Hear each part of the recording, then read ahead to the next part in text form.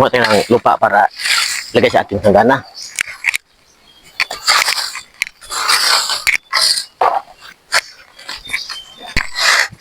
Kaparm, ang taba ng lupa, kaparm. Sigurado, kataba ating lupa ito, kaparm.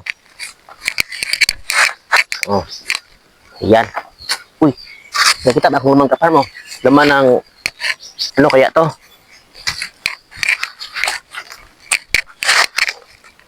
Ayan, kaparm.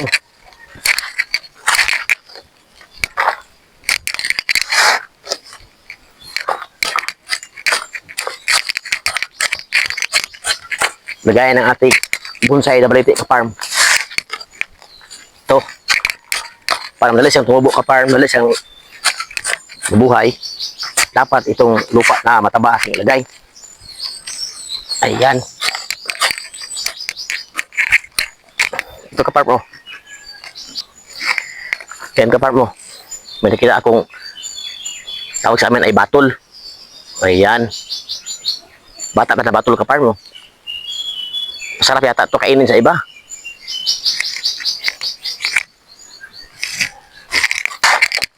Ito na, malapit ang mapuno ang ating magdana, kaparm.